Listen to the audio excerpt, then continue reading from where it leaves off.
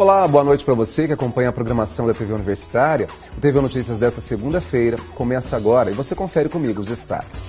Quais os cuidados com a pele nessa época do ano? Não dá para descuidar no inverno.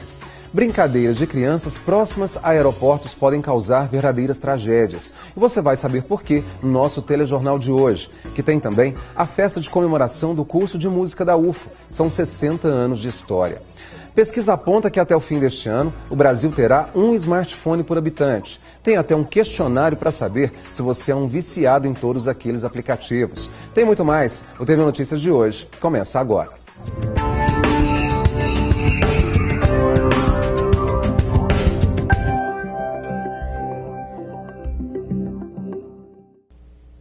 Com o clima tropical, é normal os brasileiros curtirem mais o verão, o sol e as altas temperaturas. E nem todos conseguem gostar do frio comum nessa época do ano.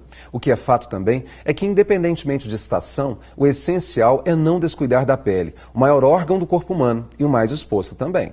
O inverno chegou e com ele muitas coisas boas, outras nem tanto, quando se fala em saúde da pele. Segundo especialistas, algumas doenças têm maior incidência no inverno e elas são consideradas graves. Doenças de pele que mais se agravam no inverno são as doenças que dependem da hidratação da pele. Então, elas fazem parte de um grupo e as três principais são dermatite atópica, que é quando a pessoa tem um defeito da produção de óleo pela pele, então ela se agrava porque nesse período realmente o tempo está mais seco e a gente perde essa proteção natural da pele.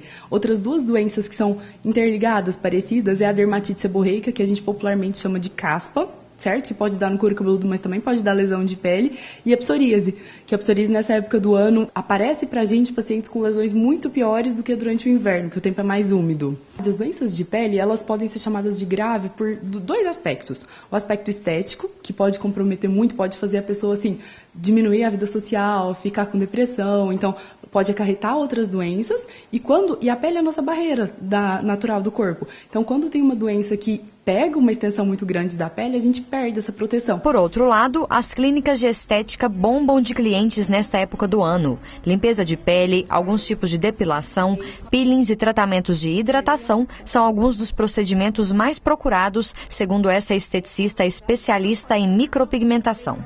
No inverno, as pessoas elas gostam mais de tratar a pele do rosto. Por quê? Por causa do procedimento de não tomar sol. Porque tudo que você vai fazer no rosto é bom evitar o sol. Por exemplo, na nossa área que a gente mexe com micropigmentação, quando você faz a micropigmentação, tem os dias, tem no mínimo 10 dias a 15 dias que você não pode tomar sol. Por exemplo, ir para o clube, andar na rua pode, mas ir para o clube, para uma praia. Então as pessoas preferem o inverno por causa disso. E se, como a gente viu, o cuidado com a pele no inverno tende a ser maior, com a alimentação não pode ser diferente. Mas é difícil porque com esse frio muita gente busca mesmo agasalhos, delícias das festas juninas ou os dois. A gente sente mais fome no inverno. Então, isso acontece por quê? Porque o metabolismo, o corpo, ele faz de tudo para a gente manter a nossa temperatura ideal. Então, o metabolismo trabalha mais. Então, realmente, a gente sente mais fome porque o metabolismo trabalha mais e é muito bom. E esta nutricionista tem uma boa notícia. Quem busca emagrecer pode abraçar a causa de vez nessa época do ano, porque é mais fácil perder peso no inverno. Quem faz dieta, tem uma alimentação equilibrada e moderada no inverno, consegue emagrecer com mais facilidade por isso. Como a gente gasta mais, se a gente reduzir na alimentação, a gente tem um emagrecimento eficaz. Mas é importante lembrar, tanto no verão como no inverno, cuidar da saúde é tarefa diária. E isso não significa ter que fazer coisas radicais. Uma alternativa para disfarçar a fome, por exemplo, é incluir sementes como chia e linhaça na alimentação. Tem muitas receitas hoje que tem troca de ingredientes, substituições mesmo. Até por outros, ou então usar leite, usa o leite desnatado, chocolate quente, por exemplo. Usar o chocolate 70% cacau, um leite desnatado. Então, sempre procurar escolhas melhores, né? Então, além do chocolate, a gente pode fazer canjica, vamos fazer com um açúcar diferente, com outro tipo de açúcar sem ser o branco, vamos reduzir. Então é sempre pensar assim. E claro, nunca esquecer daquela companheira indispensável, água. É muito importante a gente não esquecer de beber água, já que ela é a principal fonte de hidratação da nossa pele. Passar bastante hidratante. Pensar assim que daqui para baixo, no corpo, todo mundo precisa usar hidratante. Agora, quem tem pele oleosa, pele acneica, precisa realmente procurar o dermatologista para ver qual que vai ser a melhor hidratação para a pele do rosto, certo? Pensar, ligar o umidificador em casa, evitar um pouquinho o ar-condicionado nesse tempo, porque o ar-condicionado acaba que resseca um pouco mais o ambiente, e é basicamente isso mesmo, tentar manter a pele sempre hidratada. E ficam aí as dicas dos especialistas. Os primeiros dias do mês foram de muito frio durante as madrugadas, clima típico de inverno. Vamos agora à previsão do tempo para esta terça-feira. Você vê agora no mapa.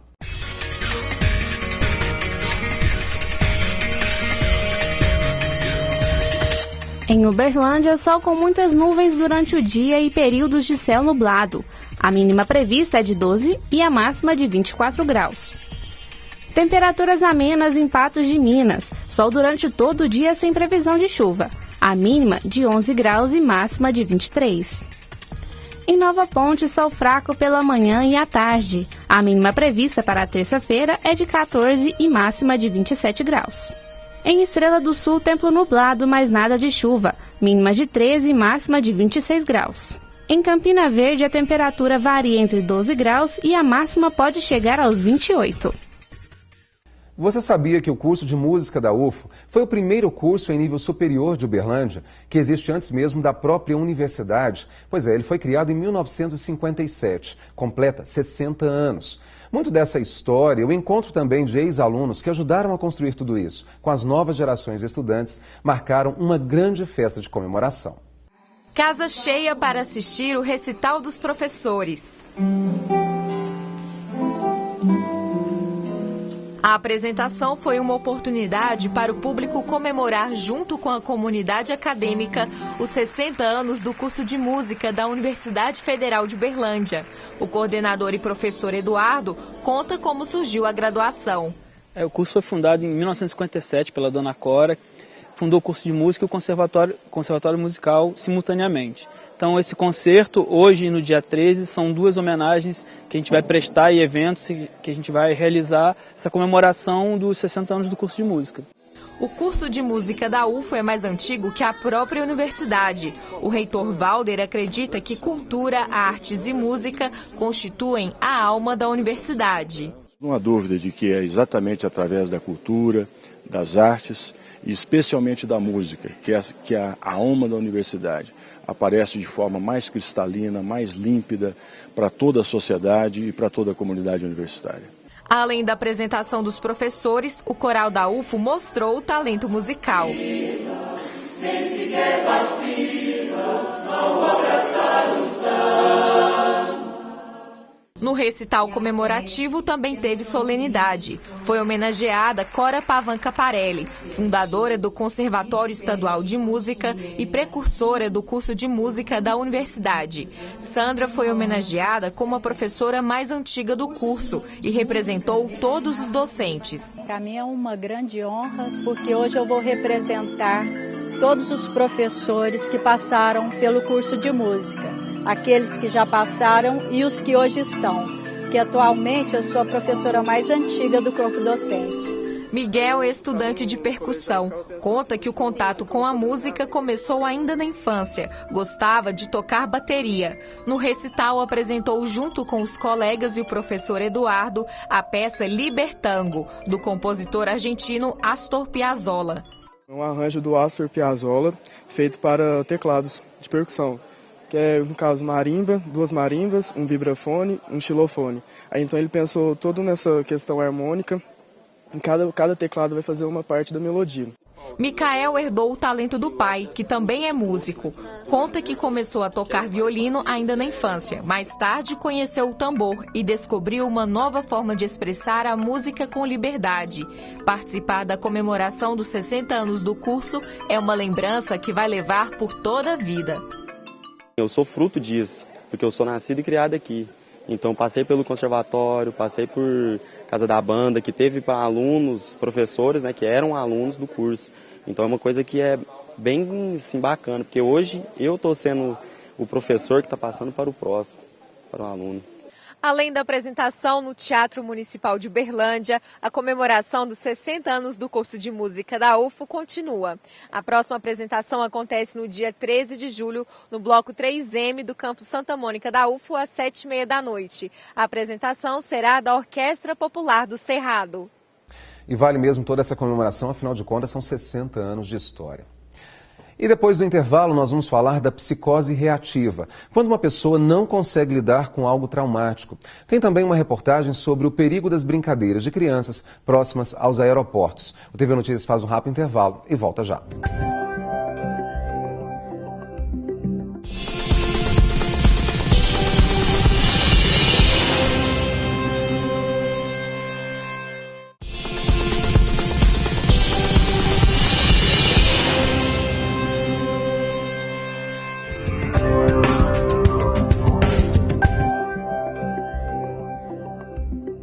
Determinadas brincadeiras de crianças perto dos aeroportos podem se transformar em tragédias. Para prevenir problemas, a administração do Aeroporto Internacional de Confins, em Belo Horizonte, promove uma campanha de conscientização junto às escolas e cidades próximas. O objetivo é que os alunos se tornem multiplicadores do que aprenderam. Na visita ao aeroporto, tudo é diversão para essas crianças, alunas da rede pública de Vespasiano. Eu achei interessante a gente estar vindo aqui conhecer, né?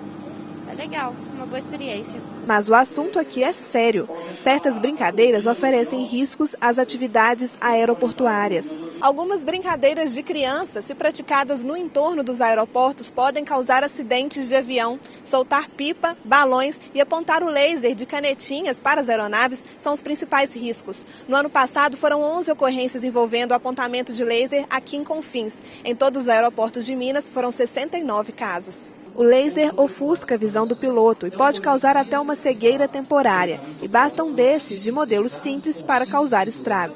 Já no caso das pipas, a linha é o perigo. Na aproximação para o pouso, essas linhas, essas armações, o plástico, eles geralmente podem entrar, por exemplo, na turbina e causar algum problema. Aqui nós não temos a incidência de balão muito grande, igual em outros aeroportos de São Paulo e Rio. Mas aconteceram alguns casos e esses balões também eles podem atrapalhar a visão do piloto, atrapalhar a visão da torre e também em contato com o motor desses aviões, a turbina desses aviões, ela pode causar danos. Em 2011, um balão obstruiu um dos sensores de um avião da TAM. O piloto conseguiu fazer um pouso com segurança, mas o caso serviu de alerta. Outro risco comum é em relação a aves. Elas podem bater nas aeronaves. No ano passado foram 29 ocorrências. Por causa disso, uma equipe de biólogos usa aves de rapina para afugentar outras espécies. Mas a comunidade também pode ajudar. É um risco considerável, né? E a maneira de mitigar isso é controlar a disposição correta do lixo. E o trabalho que a gente faz no aeroporto atualmente, incluindo a técnica da focoaria, visa diminuir, mitigar esse risco para evitar acidentes na área do aeroporto. A visita das crianças faz parte de um programa de conscientização promovido pela administradora do aeroporto. Além de Vespasiano, alunos de Confins, Lagoa Santa e Pedro Leopoldo já passaram por aqui. Olha, no ano passado, em 2016, nós registramos aqui no Aeroporto Internacional de Belo Horizonte 11 ocorrências com laser. Isso, comparando ao número de 2015, representou uma queda de 52%. A gente fala que a segurança não é do aeroporto, a segurança é de todos nós. Então, como eles estão ao entorno do aeroporto, eles têm um papel também muito importante nesse apoio ao aeroporto para gerenciar os riscos de segurança. E agora nós vamos falar de saúde, comportamento. Uma pessoa pode viver normalmente sem apresentar nenhum tipo de anormalidade, mas em algum momento pode, por exemplo, não conseguir lidar com uma situação difícil, traumática. Pode até desenvolver o que a gente chama aí de psicose reativa. Como isso acontece, os sintomas e o tratamento é o que eu vou falar agora com a psicóloga Valéria Ribeiro.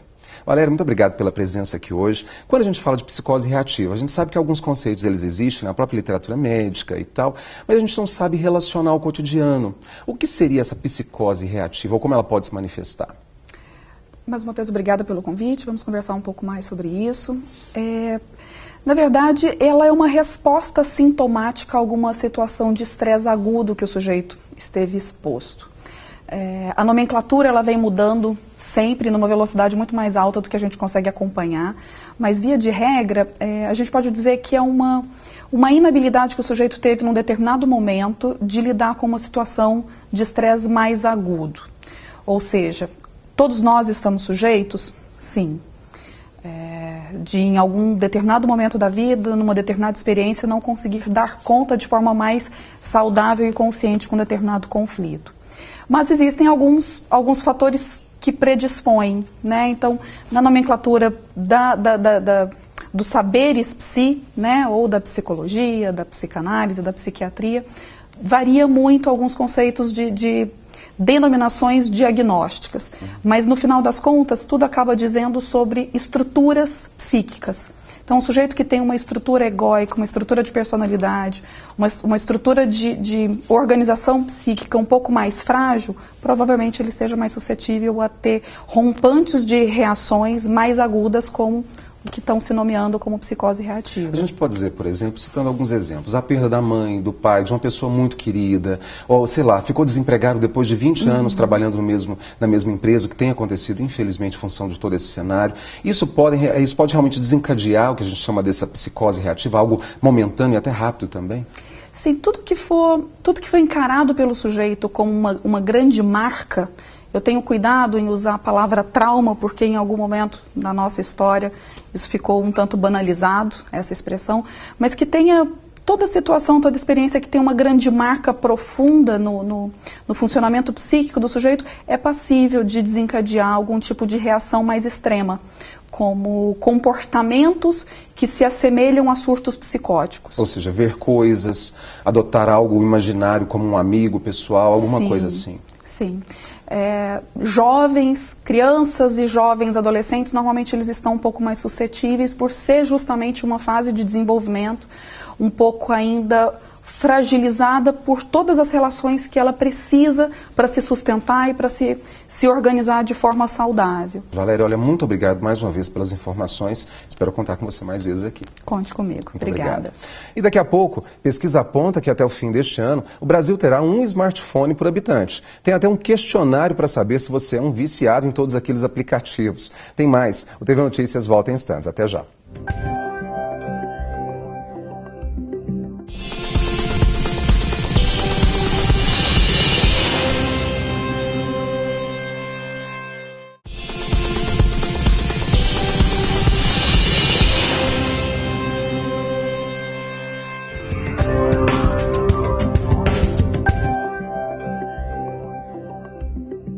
Estima-se que até o fim deste ano, o Brasil tenha um smartphone em uso por habitante. A pesquisa foi feita pela Fundação Getúlio Vargas. Que os aparelhos revolucionaram a forma de comunicação no mundo, ninguém discorda. Ninguém discorda também que, além da praticidade, eles viraram um problema no nosso dia a dia. A gente usa o celular demais. Você sabia que existe até um questionário para você saber se é um viciado? Para conversar, enviar mensagem, ficar bem informado, mandar áudio, distrair, para trabalhar. Vou te fazer uma pergunta, pensa bem. Quando está longe do seu smartphone, você fica ansioso? Deixa de fazer outras atividades de trabalho ou lazer por causa dele? Calma, não responda ainda. Uma professora da UFMG percebeu que o uso do aparelho estava prejudicando muito o rendimento dos alunos. Resolveu, então, investigar o problema. A gente resolveu estudar esse assunto e vimos que em outros países essa doença, a dependência de smartphone, já é reconhecida como uma doença e eles tinham algumas formas de fazer o diagnóstico. E aqui no Brasil ainda nada tinha sido feito. Então a gente desenvolveu um questionário para fazer o rastreamento. O que é isso? Identificar pessoas de alto risco para a dependência de smartphone. O estudo é feito por meio de um questionário com 26 questões. Caso 7 respostas sejam positivas, o risco de você ser dependente deste aparelhinho aqui é maior. Com o resultado, às vezes é até preciso orientação médica. É um teste, um instrumento para rastrear. Mas quem dá o diagnóstico com precisão é só um profissional. Respondendo às questões, houverem mais de 7 questões positivas, é uma pessoa que tem um risco elevado de estar tá acometida por uma dependência de smartphone, né? Então, se tiver mais de 7 questões, o que eu orientaria é que a pessoa pelo menos conversasse com um profissional para ver se de fato aquilo é um uso problemático.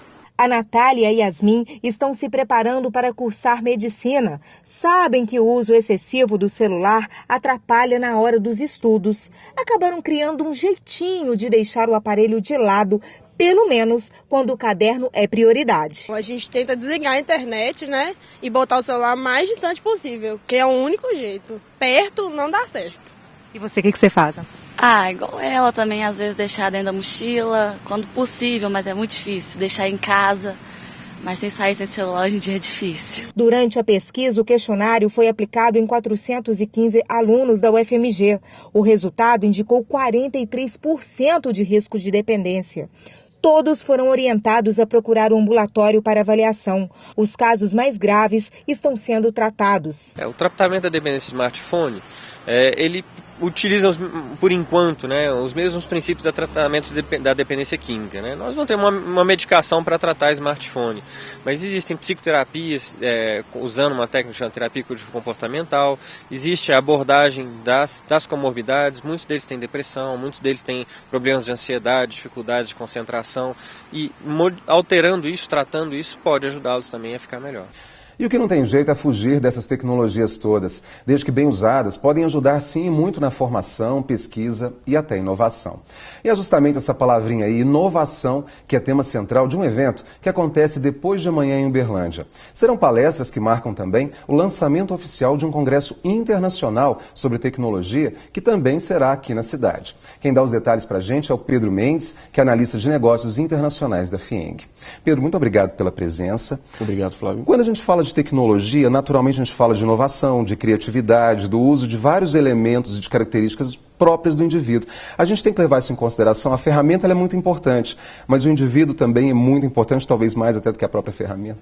Sim, essas são as discussões que permeiam qualquer estudo ou qualquer levantamento nessa área hoje em dia, né? As tecnologias são feitas para facilitar o relacionamento das pessoas, a relação das pessoas com o meio ambiente, a relação das pessoas com as cidades e com o meio em que elas vivem. Então essas discussões são sempre salutares. No momento que a gente está passando, a gente fala de crise econômica, a gente fala de outras complicações mais, inclusive no cenário político. É importante discutir também inovação, tecnologia, até para auxiliar o empreendedor a sair disso tudo aí, oportunizando melhor o seu negócio? Sim, hoje o que a gente vive em contexto global, em contexto mundial, é um novo desenvolvimento econômico, uma nova vertente da economia mundial. A gente está saindo de uma era industrial, da manufatura comum para a manufatura elaborada, para a indústria 4.0, para uma indústria de base tecnológica. Então a tecnologia, a automação caracterizam o futuro da economia global. Então discutir isso, falar sobre isso, estudar isso é sempre muito importante. E essa oportunidade, depois de amanhã então, o evento é aberto à comunidade. Faça o convite para quem nos assiste, o que as pessoas vão realmente encontrar por lá. No dia 12, às 19 horas, lá na Regional, na FIENG Regional Vale do Paranaíba, nós vamos fazer o lançamento da programação oficial do CITES, que é o Congresso Internacional de Tecnologia, Inovação, Empreendedorismo e Sustentabilidade. E vamos contar com 2 palestras sobre Indústria 4.0, e-commerce, automação do comércio, nesse novo cenário de tecnologias e de inovação.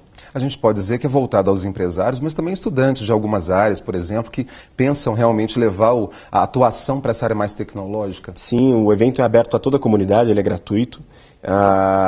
Todos estão convidados a participar conosco.